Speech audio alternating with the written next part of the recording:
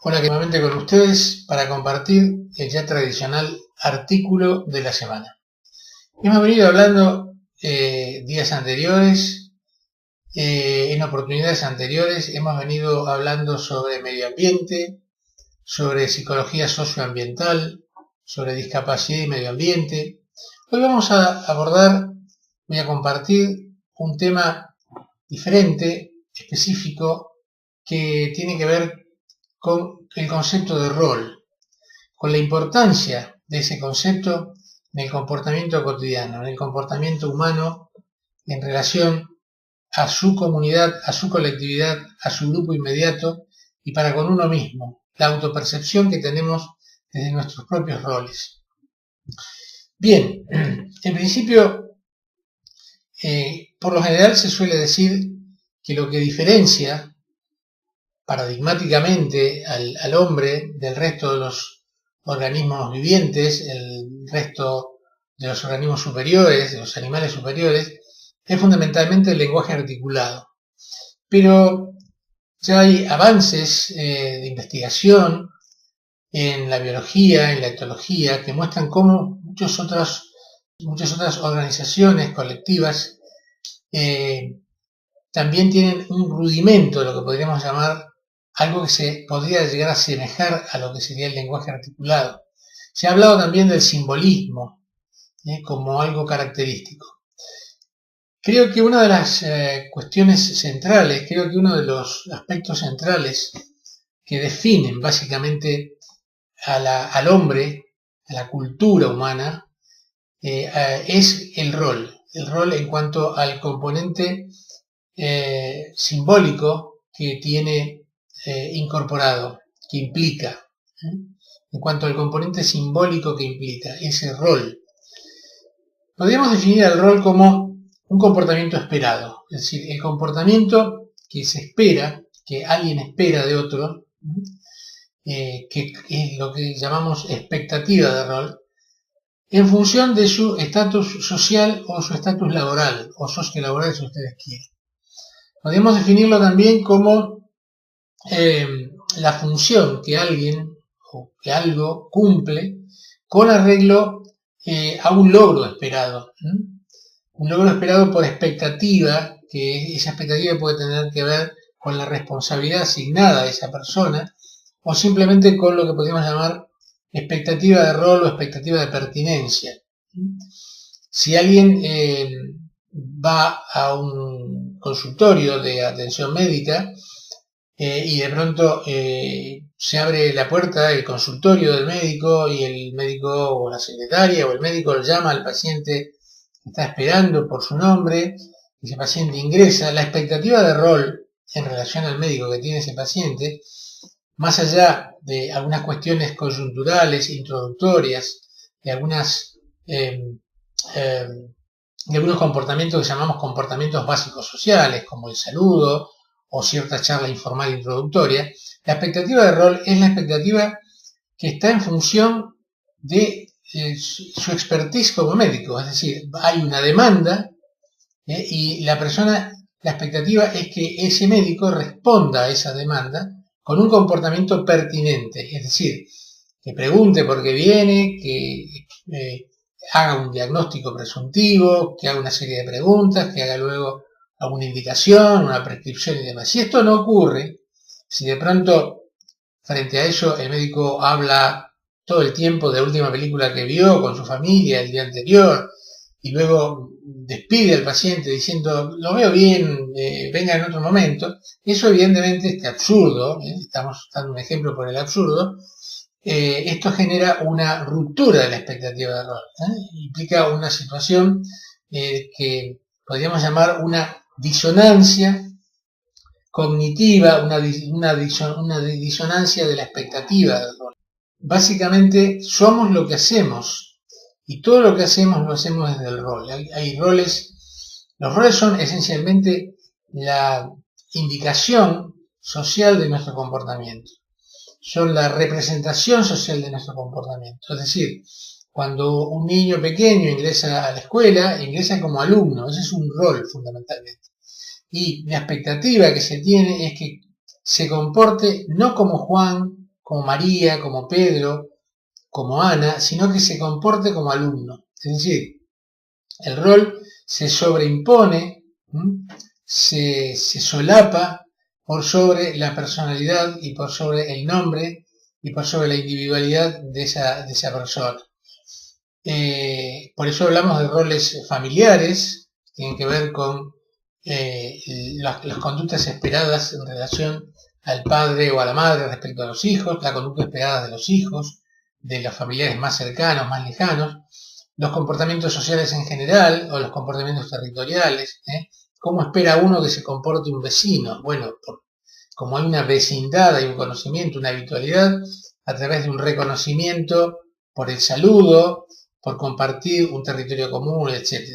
Es decir, si frente a una persona vecina, conocida previamente y con la cual no hay ningún tipo de conflicto y demás, a la mañana cuando salimos hacia nuestras tareas, nuestros trabajos, etc., nos cruzamos con esa persona, nos saludamos y esa persona no responde al saludo, nos ignora absolutamente, eso defrauda automáticamente, produce una disonancia inmediata de la expectativa de rol, de la expectativa del comportamiento esperado. ¿Y qué pensamos enseguida? ¿No me habrá visto? ¿Qué pasará? ¿Estará enojado? ¿Le pasará algo? Es decir, hay algo que no coincide con esa expectativa. Lo mismo ocurre en lo que se llaman los roles laborales. Los roles laborales son roles que están definidos desde el puesto, desde la función, y ese puesto está descrito por lo que llamamos el organigrama dentro de una organización. El rol, el trabajo de rol, la labor de rol, la tarea de rol, es fundamental para que otros y nosotros mismos pueda evaluar la congruencia de los objetivos, las metas, el comportamiento y los logros, o la no congruencia, la incoherencia en cuanto a lo que nos proponemos. Es decir, cuando al final de una tarea evaluamos si lo hicimos bien o lo hicimos mal, lo estamos evaluando desde la función de rol, desde nuestra responsabilidad de rol e incluso desde nuestra expertise de rol, es decir, aquellos conocimientos que se supone que debemos tener para llevar adelante el rol. Hablamos de rol, hablamos de puesto, hablamos de tarea específica. Es decir, que un rol implica un contexto, desde ese contexto se lee, se interpreta el rol, un puesto, es decir, un lugar desde donde llevar adelante el rol, y una tarea, es decir, las características que pueda tener esa tarea. La etimología de la palabra rol es una etimología antigua, líneas generales, sin entrar en detalles, está vinculada a algo escrito en un rollo de papel que al justamente desplegarse se podía leer y eso implicaba un determinado guión. Eso estaba vinculado, por ejemplo, con las proclamas o vinculado también en la teoría del teatro con el speech, con el discurso que justamente cada uno de los personajes lleva adelante a partir de un determinado guión. Y este punto, el punto del personaje, justamente tiene un especial interés para poder comparar lo que se conoce como personajes teatrales, aquellos roles que llevan adelante los personajes de ficción en el teatro, y aquellos otros roles que llevan adelante los personajes, cualquiera de nosotros, reales, no en el teatro, sino en el escenario de la vida cotidiana. Hay una diferencia que es sustancial. Si bien es cierto que en ambos casos podemos llamar justamente al ejercicio del rol, que el ejercicio del rol es llevado adelante por el personaje que encarna el rol, cuando decimos que el personaje encarna el rol, decimos también que así como cada actor que representa una determinada obra y cubre y encarna un determinado personaje, si bien puede respetar textualmente el guión original, el texto original, no lo hace de la misma manera, porque está, por supuesto, la diferencia de su personalidad, del tono, de la coloratura, de la maestría que pueda tener, etc. Entonces, no es lo mismo un Ricardo III hecho por tal actor que por tal otro, tiene que ver también con la manera en que lo encarna, con su personalidad, con su aspecto, etcétera, etcétera. Si bien es cierto entonces que hablamos de personajes y de cómo desarrollar los personajes de rol, cuando vamos a la vida cotidiana, cuando decimos estoy llevando adelante mi rol desde el personaje que encarno, por ejemplo el profesor, por ejemplo el médico, por ejemplo el carpintero, por ejemplo el policía, esos son todos personajes de rol social, personajes profesionales, se espera de ellos que lleven adelante el texto o el guión prescripto socialmente que genera en el destinatario de ese comportamiento, el paciente, el alumno, el ciudadano, genera una expectativa positiva. Ahora, ¿cuál es la diferencia fundamentalmente? La diferencia es que en el caso del teatro, el actor, también podemos hablar de actor en ambos casos, en el teatro y en la vida cotidiana. En el caso del teatro, el actor asume el personaje en un breve lapso, el lapso que dura la obra justamente, el lapso que dura su actuación, y salvo situaciones extremas, situaciones de una disfunción psicológica, de una patología, de un momento de despersonalización por problemas de personalidad, el actor no se cree el personaje, es decir, ese personaje no modifica la personalidad del actor. Terminado la obra de teatro, se saca las ropas, se pone su ropa cotidiana y vuelve a ser, que nunca dejó de serlo, digamos, si bien es cierto que en el momento en que estaba actuando asumía ese personaje desde su profesionalidad, hay una parte de su propia conciencia que sabe perfectamente que sigue siendo el mismo. Es decir, hay un solapamiento ficcional, de manera tal que cuando termina la obra, automáticamente ese personaje queda a la espera del día siguiente para volver a cubrir ese rol, y es así como cuando decimos que si el actor fuera de tablas sigue hablando como si fuera el personaje del teatro, decimos a esta persona algo le pasa, se lo creyó, ¿qué está pasando? Lo mismo pasa en las profesiones, por ejemplo. Hay personas que fuera de su momento profesional, supongamos un médico, un psicólogo, un ingeniero, se comportan en su vida cotidiana, en su entorno, como si siguieran en ese ámbito, en ese contexto.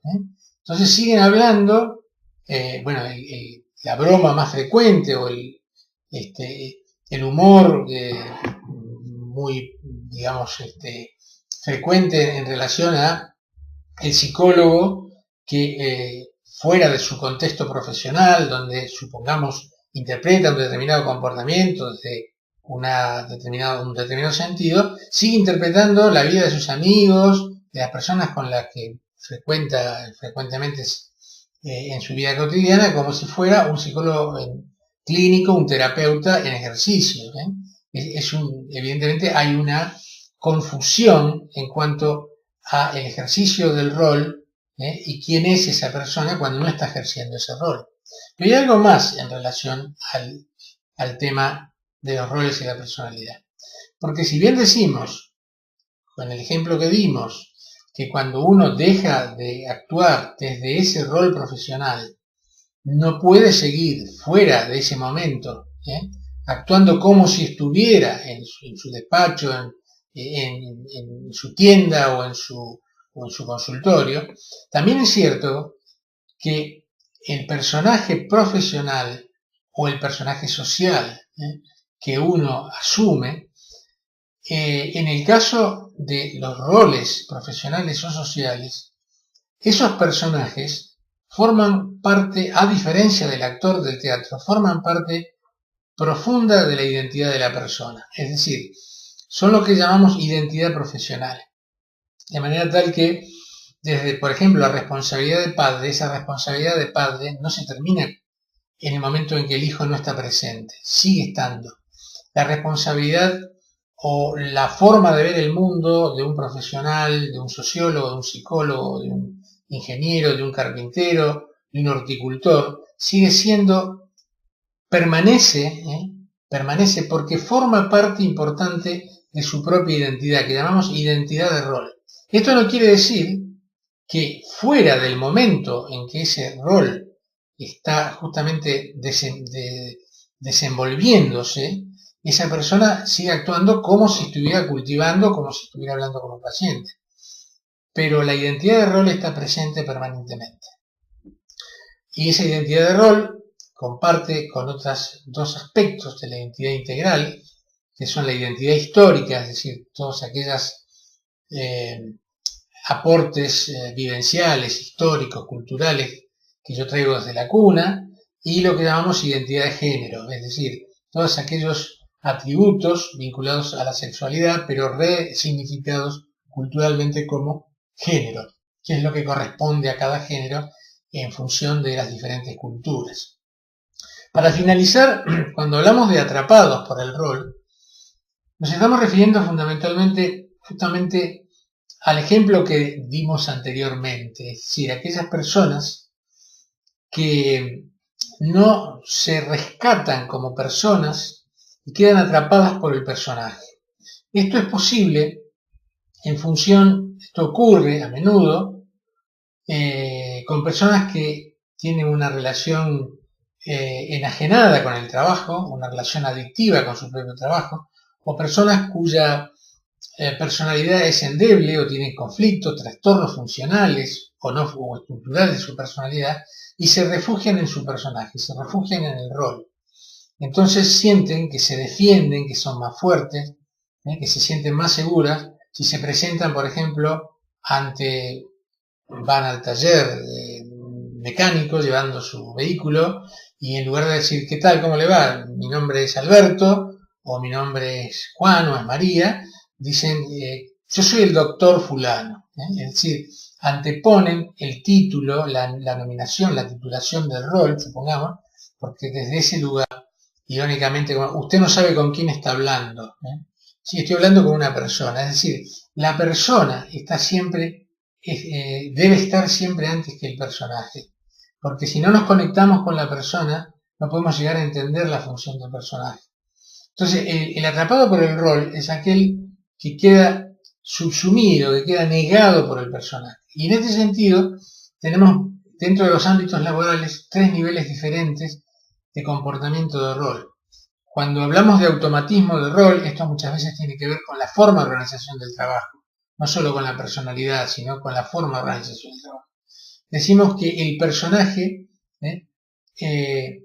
inhabilita, el personaje suprime, el personaje hace desaparecer a la persona.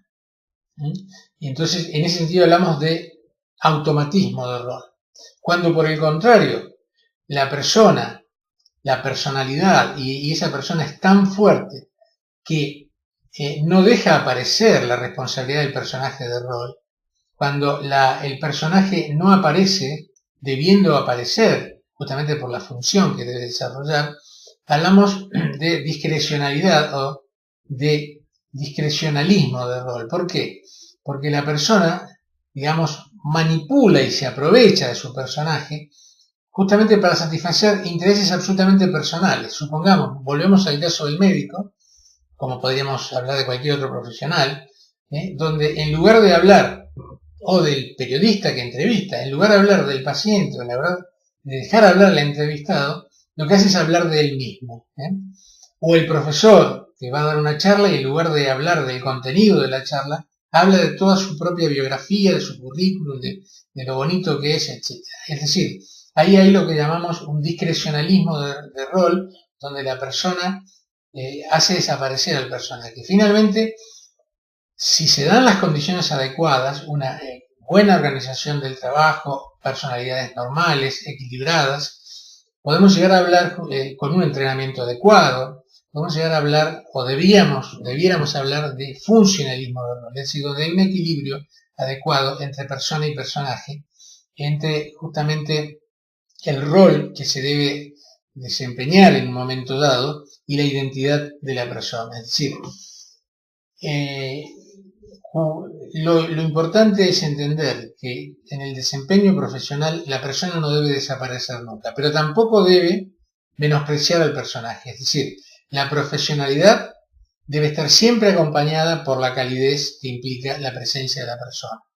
Y con respecto a nosotros mismos y con respecto al interlocutor, es muy importante conectarse primero con la persona y luego entonces desde ahí acceder a las necesidades o a la demanda del personaje. Nos vemos la semana que viene, nos encontramos la semana que viene con otro tema. Gracias.